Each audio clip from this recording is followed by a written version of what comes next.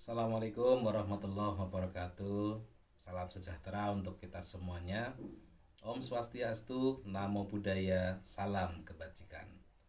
Masih bersama saya Haji Kuswanto, staf seksi pendidikan madrasah kantor Kementerian Agama Kabupaten Banyumas.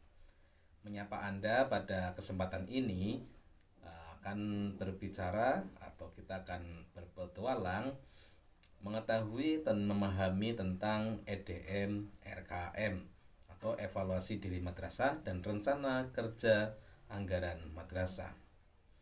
Seperti yang kita ketahui, pemerintah dalam hal ini Kementerian Agama Republik Indonesia berharap kepada madrasah dan bahkan mewajibkan untuk menyusun RKM dan nantinya akan mengupload di portal BOS yaitu tanggal 22 Oktober 2021.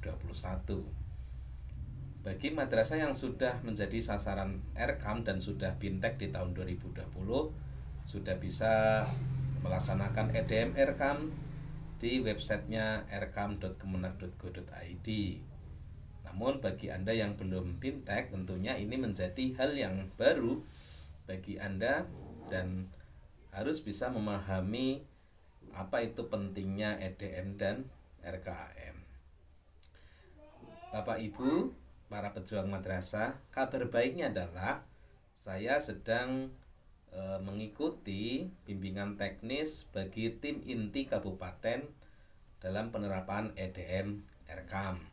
Sehingga saat ini saya akan mengajak Bapak Ibu semuanya ikut berpetualang dalam kelas saya, memahami benar bagaimana EDM RKM itu.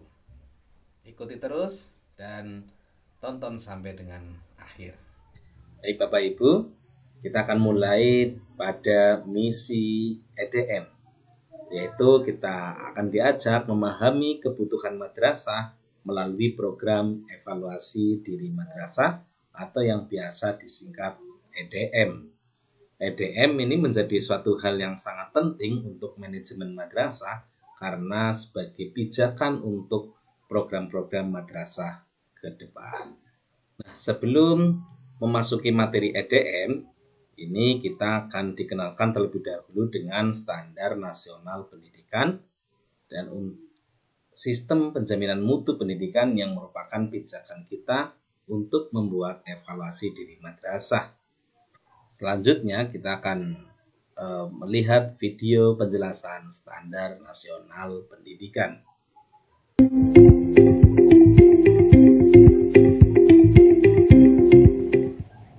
Standar Nasional Pendidikan dan Sistem Penjaminan Mutu Pendidikan.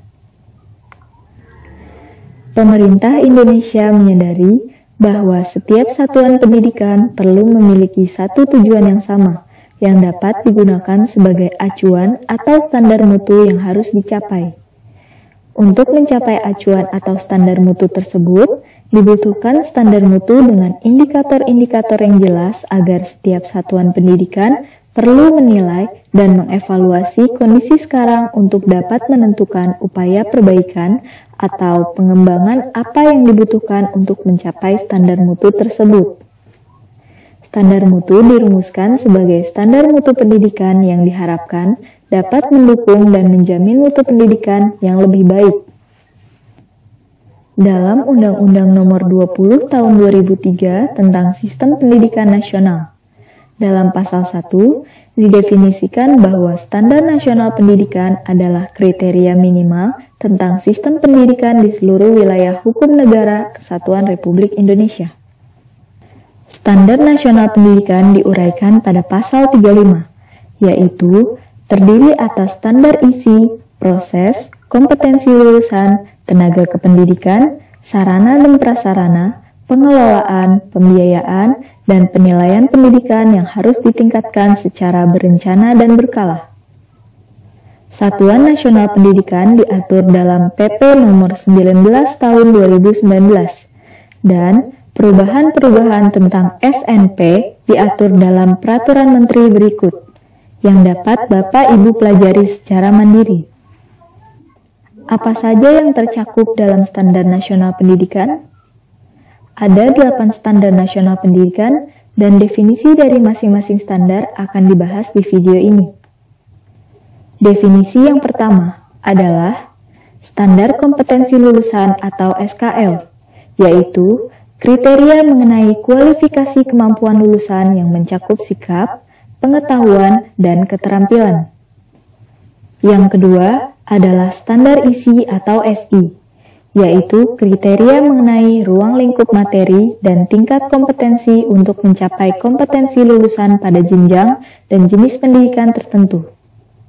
Yang ketiga, standar proses atau SPR, yaitu kriteria mengenai pelaksanaan pembelajaran pada satu satuan pendidikan untuk mencapai standar kompetensi lulusan. Standar keempat, standar pendidik dan tenaga kependidikan atau SPT adalah kriteria mengenai pendidikan prajabatan dan kelayakan fisik maupun mental serta pendidikan dalam jabatan. Yang kelima adalah standar sarana dan prasarana atau SSP, yaitu kriteria mengenai ruang belajar, tempat berolahraga, tempat beribadah, perpustakaan, laboratorium, bengkel kerja, tempat bermain, tempat berkreasi dan berekreasi, serta sumber belajar lain yang diperlukan untuk menunjang proses pembelajaran, termasuk penggunaan teknologi informasi dan komunikasi. Yang keenam, standar pengelolaan atau SPL adalah kriteria mengenai perencanaan, pelaksanaan, dan pengawasan kegiatan pendidikan pada tingkat satuan pendidikan, kabupaten atau kota, provinsi, atau nasional agar tercapai efisiensi dan efektivitas penyelenggaraan pendidikan. Standar ketujuh adalah standar pembiayaan atau SB, yang berisikan kriteria mengenai komponen dan besarnya biaya operasi satuan pendidikan yang berlaku selama 1 tahun. Standar ke-8, standar penilaian pendidikan atau SPN, adalah kriteria mengenai mekanisme, prosedur, dan instrumen penilaian hasil belajar peserta didik. 8 standar nasional pendidikan tersebut saling berhubungan dan saling mendukung satu sama lain, di mana alur bermula dari pengelolaan yang memiliki hubungan timbal balik dengan pendidik dan tenaga kependidikan, sarana dan prasarana dan pembiayaan. Kemudian standar-standar tersebut akan mempengaruhi proses, isi, dan penilaian untuk mencapai kompetensi lulusan.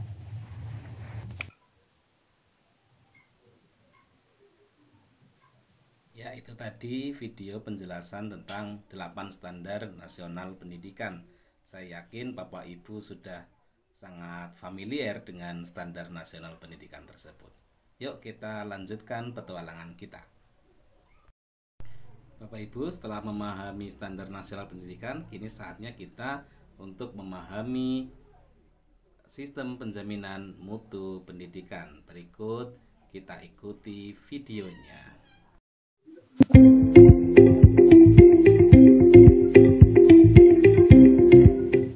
Di dalam Peraturan Pemerintah Republik Indonesia Nomor 13 Tahun 2015 tentang perubahan kedua atas Peraturan Pemerintah Nomor 19 Tahun 2005 tentang Standar Nasional Pendidikan. Pada pasal 91 didefinisikan bahwa setiap satuan pendidikan pada jalur formal dan non-formal wajib melakukan memenuhi penjaminan mutu pendidikan untuk memenuhi atau melampaui standar nasional pendidikan. Selanjutnya, apa itu mutu pendidikan? Apa itu penjaminan mutu pendidikan? Dan apa itu sistem penjaminan mutu pendidikan? Dalam Permendikbud Nomor 28 Tahun 2016 tentang Sistem Penjaminan Mutu Pendidikan Dasar dan Menengah, didefinisikan bahwa definisi dari mutu pendidikan adalah tingkat kesesuaian antara penyelenggaraan dengan standar nasional pendidikan. Bagaimana dengan definisi dari penjaminan mutu pendidikan? Penjaminan mutu pendidikan adalah mekanisme yang sistematis, terintegrasi, dan berkelanjutan untuk memastikan bahwa seluruh proses penyelenggaraan pendidikan telah sesuai dengan standar mutu. Satu kesatuan unsur yang terdiri atas organisasi, kebijakan, dan proses terpadu yang mengatur segala kegiatan untuk meningkatkan mutu pendidik yang saling berinteraksi secara sistematis, terencana, dan berkelanjutan. Standar penilaian mutu pendidikan terdiri dari dua jenis. Yang pertama adalah standar penilaian mutu internal, yang selanjutnya disingkat menjadi SPMI. Yang kedua adalah standar penilaian mutu eksternal atau disingkat dengan SPME. Apa itu SPMI dan SPME? SPMI adalah suatu kesatuan unsur yang terdiri atas kebijakan dan proses yang terkait untuk melakukan penjaminan mutu pendidikan yang dilaksanakan oleh setiap satuan pendidikan untuk menjamin terwujudnya pendidik bermutu yang memenuhi atau melampaui SNP. Kata kunci dari SPMI ini adalah dilaksanakan oleh setiap satuan pendidikan. Sedangkan SPME suatu kesatuan unsur yang terdiri atas organisasi, kebijakan, dan proses yang terkait untuk melakukan fasilitasi dan penilaian melalui akreditasi untuk menentukan kelayakan dan tingkat pencapaian mutu satuan pendidikan. Hubungan antara SPMI dan SPME dapat dilihat dari ilustrasi berikut. Satuan pendidikan yang melakukan penjaminan mutu internal akan menjalankan suatu siklus. Yang pertama, satuan pendidikan melakukan pemetaan mutu. Setelah melakukan pemetaan mutu, maka satuan pendidikan menggunakannya untuk melakukan perencanaan peningkatan mutu. Setelah dilakukan perencanaan peningkatan mutu yang baik, dilakukanlah pemenuhan mutu. Hasil pelaksanaan pemenuhan mutu itu harus selalu dimonitor dan dievaluasi oleh satuan pendidikan tersebut, di mana hasil monitoring dan evaluasi tadi digunakan untuk menyusun strategi peningkatan mutu. Siklus ini harus selalu dilakukan oleh setiap satuan pendidikan secara berkelanjutan. SPME atau Sistem Penjaminan Mutu Eksternal dilakukan adalah pemerintah dan pemerintah daerah. Dalam hal madrasah, pemerintah yang dimaksud adalah pemerintah pusat Kementerian Agama. Pemerintah pusat Kementerian Agama melakukan pemetaan mutu madrasah, membuat perencanaan peningkatan mutu, membuat atau memfasilitasi pemenuhan mutu madrasah, dan selalu melakukan monitoring dan evaluasi. Selain pemerintah dan pemerintah daerah, ada dua badan independen yang juga melakukan penjaminan mutu eksternal. Badan pertama adalah BSNP atau Badan Standar Nasional Pendidikan, yang memiliki tugas untuk melakukan evaluasi standar nasional pendidikan, melakukan penetapan SNP, dan melakukan pembuatan strategi SNP. Badan independen lainnya adalah Badan Akreditasi Nasional Sekolah Madrasah. BAN SM bertugas untuk melakukan akreditasi, melakukan evaluasi terhadap kelayakan suatu pendidikan dalam menyelenggarakan proses pembelajaran, dan melakukan penetapan akreditasi. Demikianlah para pejuang, tentang sistem penjaminan mutu pendidikan yang harus selalu kita lakukan dalam rangka peningkatan mutu satuan pendidikan dalam hal ini, madrasah.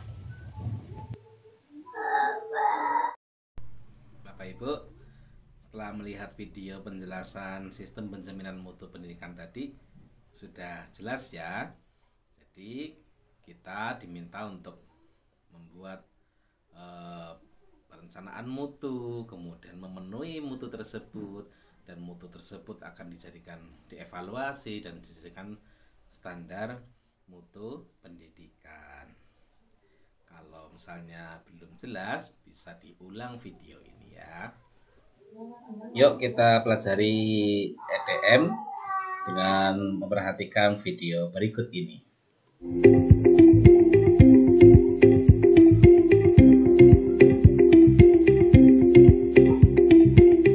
Assalamualaikum warahmatullahi wabarakatuh. Pada video ini, kita akan mempelajari tentang evaluasi diri madrasah atau EDM dalam proses perencanaan dan penganggaran. Evaluasi diri madrasah atau yang biasa disingkat dengan EDM adalah suatu proses penilaian mutu penyelenggaraan pendidikan yang dilakukan oleh pemangku kepentingan atau stakeholder di tingkat madrasah berdasarkan indikator-indikator kunci yang mengacu pada 8 Standar Nasional Pendidikan atau SNP. Penilaian EDM dilakukan oleh warga madrasah itu sendiri dengan penuh kesadaran dan kejujuran yang akan digunakan oleh madrasah untuk perbaikan mutu pendidikan. Oleh karena itu, dibutuhkan kebersamaan yang kuat untuk menyusun EDM. Semangat kebersamaan seluruh warga madrasah untuk mau mengevaluasi diri demi kemajuan bersama adalah kunci dari keberhasilan EDM. Manfaat EDM: mengetahui tingkat pencapaian kinerja atau peta mutu madrasah seperti kekuatan, kelemahan, dan tantangan yang dimilikinya madrasah. Mengetahui peluang untuk memperbaiki mutu pendidikan, menilai keberhasilan, dan melakukan penyesuaian program-program yang ada. Mengetahui jenis kebutuhan yang diperlukan untuk perbaikan mutu. Mengidentifikasi program atau kegiatan prioritas bagi peningkatan kinerja madrasah. Bentuk pertanggungjawaban kepada pemangku kepentingan. Bahan masukan penyusunan Renstra atau RKM. Bahan penyusunan RKAM. Bahan masukan penyusunan perencanaan program kegiatan tingkat kabupaten atau kota, provinsi, dan pusat. Siklus pelaksanaan perencanaan dan penganggaran madrasah. Untuk lebih memahami peran EDM dalam perencanaan dan penganggaran madrasah, sekarang mari kita pelajari bagaimana tahapan-tahapan dalam melaksanakan penganggaran. Tahap pertama yang harus dilakukan oleh madrasah untuk melakukan penganggaran adalah menyusun rencana program atau kegiatan selama 1 tahun ke depan. Setelah rencana program berhasil disusun, maka langkah selanjutnya adalah mengolah rencana tersebut dan menetapkannya sebagai program madrasah. Program madrasah yang sudah ditetapkan harus sudah dilengkapi dengan alokasi anggaran. Program madrasah yang sudah ditetapkan tersebut lalu dilaksanakan dengan sebaik-baiknya. Setelah program dilaksanakan, tahap selanjutnya yang tak boleh ditinggalkan adalah mengevaluasi proses dan hasil dari pelaksanaan program-program tersebut. Hasil evaluasi ini kemudian dijadikan bahan untuk penyusunan rencana program. Siklus ini akan berulang di tahun-tahun berikutnya. Peran EDM dalam proses perencanaan dan penganggaran madrasah. EDM merupakan salah satu hal vital yang harus diperhatikan agar siklus penganggaran tersebut bisa berjalan dengan lancar. Ada 2 peran penting EDM dalam proses penganggaran madrasah, yaitu EDM merupakan bahan utama bagi madrasah untuk menyusun rencana strategis atau yang biasa disebut dengan Renstra. Secara spesifik, EDM merupakan bahan untuk menyusun bab 1 Renstra yang berisi gambaran kondisi umum madrasah. Bab 1 dalam Renstra merupakan bagian yang sangat penting, karena bab tersebut menjadi pijakan untuk pembuatan bab-bab berikutnya dalam Renstra. Selain menjadi bahan utama untuk menyusun Renstra, EDM juga sangat bermanfaat dalam proses penyusunan RKAM atau Rencana Kerja dan Anggaran Madrasah. Dari RKAM inilah, nantinya akan dijadikan sebagai dasar untuk pembuatan Rencana Kerja Kementerian dan Lembaga atau RKAKL.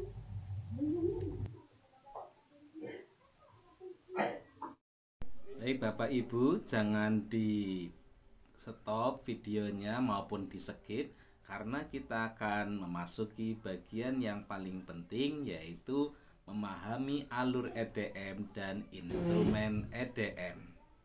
Mari kita simak video alur penyusunan EDM.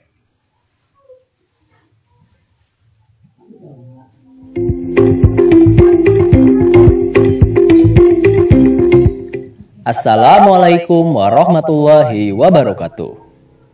Pada video kali ini, kita akan mempelajari alur penyusunan dan manajemen data hasil evaluasi diri madrasah. Dalam penyusunan, pelaksanaan, dan pemanfaatan EDM dibutuhkan kebersamaan dan kemauan bersama oleh seluruh warga madrasah, yaitu oleh kepala madrasah, guru, tenaga kependidikan, komite madrasah, siswa, dan orang tua siswa, serta yayasan bagi madrasah swasta. Untuk bersedia membuka diri atas kekurangan yang ada di madrasah demi perbaikan mutu madrasah. Secara garis besar, alur penyusunan dan manajemen data hasil EDM dapat dijelaskan sebagai berikut. Pertama, kepala madrasah sebagai penanggung jawab membentuk tim penjaminan mutu madrasah atau TPM madrasah yang diketuai oleh salah satu wakil kepala madrasah yang anggotanya berasal dari perwakilan unsur guru, tendik, siswa, komite madrasah, dan yayasan bagi madrasah swasta. Selanjutnya, setelah TPM madrasah mempelajari instrumen, dilanjutkan dengan pengumpulan data dan informasi yang diperlukan oleh instrumen EDM. Berdasarkan informasi dan bukti pendukung, TPM menetapkan level kinerja dari setiap indikator dan mengisikan hasil penilaian indikator melalui aplikasi yang telah disediakan. Bendahara atau operator madrasah yang ditunjuk melakukan pengisian secara online. Kedua, sebelum hasil penilaian EDM yang dilakukan oleh TPM dikirim ke server, harus direview dan memperoleh persetujuan oleh kepala madrasah. Kepala madrasah memperoleh akses dalam aplikasi EDM untuk menyatakan persetujuannya. Kepala madrasah dapat melihat skor kinerja mutu madrasah berdasarkan EDM, baik dalam bentuk tabel, diagram laba-laba, dan usulan program atau kegiatan prioritas yang diusulkan oleh TPM. Ketiga, apabila kepala madrasah telah menyatakan persetujuannya, maka hasil EDM akan dinyatakan sebagai hasil final dari madrasah. Akan tetapi, apabila kepala madrasah masih belum menyetujui hasil EDM, maka TPM harus melakukan perbaikan kembali hasil EDM. Secara garis besar, hasil EDM yang telah disetujui oleh kepala madrasah tersebut berisikan tentang hasil penilaian terhadap 5 komponen budaya mutu yang diyakini akan berpengaruh terhadap pemenuhan 8 standar nasional pendidikan. Selanjutnya, hasil EDM digunakan sebagai bahan untuk penetapan program dan kegiatan prioritas dalam rangka penyusunan rencana kerja dan anggaran madrasah atau sering disebut dengan RKAM. Keempat, yaitu hasil final EDM, khususnya daftar program dan kegiatan prioritas yang diusulkan oleh madrasah akan terintegrasi dengan sistem rencana kerja dan anggaran madrasah atau RKAM. Karena dilakukan secara elektronik, maka selanjutnya lebih dikenal dengan e-RKAM. Kelima, laporan hasil EDM secara online tersebut terkirim ke server dan masuk dalam database evaluasi diri madrasah. Terakhir, keenam, dari database tersebut, rapor evaluasi diri madrasah menjadi bahan atau laporan kepada Kemenag Kabupaten atau Kota, Kanwil Kemenag, dan Kementerian Agama. Itulah secara garis besar alur penyusunan EDM dan manajemen data hasil evaluasi diri madrasah. Semoga bermanfaat. Sampai jumpa di video-video berikutnya. Baik ya, itu tadi alur penyusunan EDM dan RKM. Jadi meskipun yang offline ini hampir sama alurnya ya. Bahkan nanti rencananya di portal BOS itu akan ada upload dari file EDM dan RKM. Bagi madrasah negeri, untuk uploadnya menggunakan Google Form. Tapi untuk madrasah swasta nanti uploadnya di portal BOS ya. Demikian. Bagi yang madrasah RKM ya tentu saja sudah otomatis ada di websitenya rkam.kemenag.go.id. Baik Bapak Ibu, dan yang terakhir kita akan mempelajari instrumen EDM. Berikut videonya.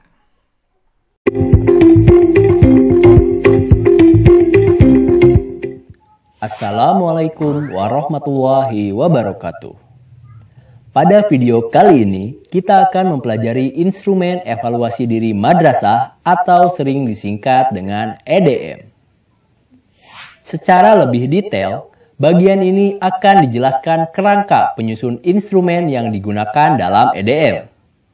Dalam instrumen EDM disusun berdasarkan cita-cita untuk melakukan perubahan 5 budaya mutu di madrasah yang diyakini dapat mempengaruhi terhadap pemenuhan 8 standar nasional pendidikan. Kelima aspek budaya mutu yang diukur dalam EDM ini antara lain: yang pertama, budaya kedisiplinan bagi warga madrasah. Kedua, budaya melakukan pengembangan diri bagi guru dan tenaga kependidikan. Ketiga, budaya guru melakukan penyiapan, pelaksanaan, dan penilaian atas proses pembelajaran. Keempat, budaya madrasah menyediakan sarana belajar untuk guru dan siswa. Dan kelima, budaya madrasah melakukan pengelolaan anggaran yang transparan dan berorientasi pada peningkatan mutu. Aspek pertama adalah budaya kedisiplinan warga madrasah yang diyakini peningkatan budaya ini akan mempengaruhi pemenuhan standar isi, standar kompetensi lulusan, dan standar pengelolaan. Terdapat 7 indikator yang diukur dalam aspek ini. 7 indikator tersebut adalah: 1. Siswa menunjukkan perilaku religius dalam aktivitas sehari-hari di madrasah. 2. Guru hadir di madrasah melakukan fungsi pembelajaran, pembimbingan, dan pelatihan sesuai jadwal dan waktu yang ditetapkan oleh madrasah baik secara daring maupun luring. 3. Kepala madrasah atau guru senior yang ditugasi dengan surat keputusan atau SK melakukan supervisi proses pembelajaran terhadap seluruh guru. 4. Siswa hadir di madrasah mengikuti pembelajaran baik daring ataupun luring sesuai jadwal yang ditetapkan. 5. Siswa aktif membaca atau meminjam buku yang tersedia di perpustakaan, termasuk perpustakaan digital. 6. Madrasah terbiasa melaksanakan evaluasi terhadap kinerja pendidik dan tenaga kependidikan. 7. Madrasah secara rutin melakukan pertemuan dengan guru dan tenaga kependidikan dan komite madrasah atau perwakilan orang tua untuk melakukan evaluasi diri terhadap kinerja madrasah dalam rangka pemenuhan 8 standar nasional pendidikan baik secara daring maupun luring. Aspek kedua adalah budaya pengembangan diri guru dan tenaga kependidikan yang diyakini peningkatan budaya ini akan mempengaruhi pemenuhan standar pendidik dan tenaga kependidikan. Terdapat 4 indikator yang diukur dalam aspek ini. 4 indikator tersebut adalah: 1. Kepala madrasah aktif mengikuti kegiatan pengembangan diri. 2. Guru aktif mengikuti KKG atau MGMP atau kegiatan sejenis pelatihan atau workshop dalam rangka peningkatan kompetensi baik secara daring maupun luring. 3. Kepala madrasah membuat perencanaan program peningkatan mutu pembelajaran bagi guru. 4. Tenaga kependidikan di madrasah aktif mengikuti kegiatan sejenis pelatihan atau workshop atau BIMTEK dalam rangka peningkatan kompetensi dan keterampilan. Aspek ketiga adalah budaya penyiapan, pelaksanaan, dan penilaian proses pembelajaran yang diyakini peningkatan budaya ini akan mempengaruhi pemenuhan standar proses dan standar penilaian. Terdapat 7 indikator yang diukur dalam aspek ini. 7 indikator tersebut adalah 1. Guru mengembangkan RPP sesuai ketentuan yang berlaku. 2. Guru menggunakan metode pembelajaran yang sesuai karakteristik siswa dan materi pembelajaran. 3. Guru menggunakan media pembelajaran termasuk media berbasis TIK yang sesuai karakteristik siswa dan materi pembelajaran. 4. Guru melakukan penilaian otentik dalam proses pembelajaran. 5. Guru melakukan penilaian terhadap siswa. 6. Guru memanfaatkan hasil penilaian untuk perencanaan program remedial, pengayaan, dan perbaikan proses pembelajaran. 7. Madrasah menyelenggarakan kegiatan remedial dan atau pengayaan secara rutin. Aspek keempat adalah budaya penyediaan sarana pembelajaran dan penggunaannya yang diyakini peningkatan budaya ini akan mempengaruhi pemenuhan standar sarana dan prasarana. Terdapat 5 indikator yang diukur dalam aspek ini.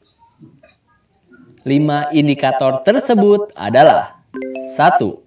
Buku teks dan bacaan baik cetak maupun digital tersedia di madrasah.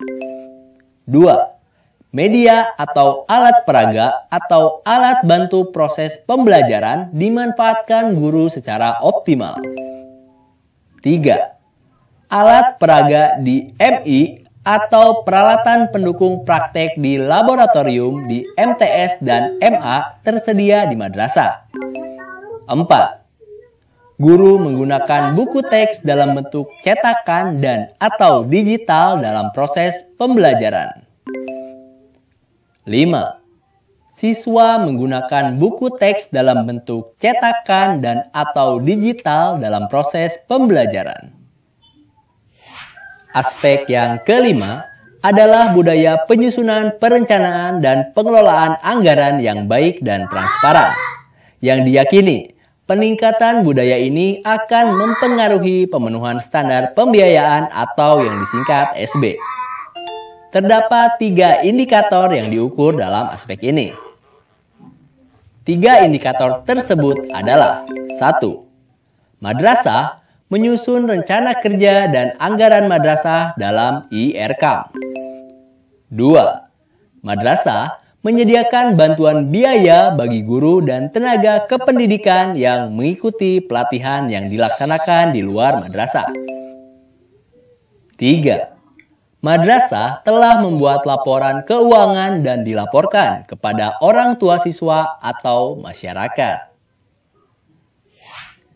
Secara keseluruhan, jumlah indikator pada EDM sebanyak 26 indikator. Ya, demikian ya, instrumen EDM ada 26 indikator ya. Mungkin kepala madrasah Anda, para kepala madrasah juga punya instrumen EDM dalam indikator yang lain.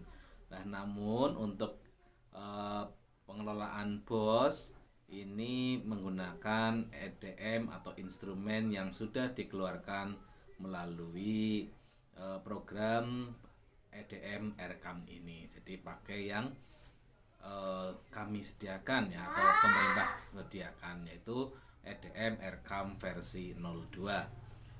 Baik Bapak Ibu, saya rasa itu untuk video part 1 ini. Nanti kita akan lanjutkan dengan penilaian, atau mungkin Bapak Ibu bisa belajar mandiri. Kalau penilaian itu ada tingkat level 1, 2, 3, dan 4. Di situ ada prosentasenya ya. Nanti kita akan buatkan tutorial pada part yang kedua. Terima kasih. Assalamualaikum warahmatullahi wabarakatuh. Salam sukses selalu.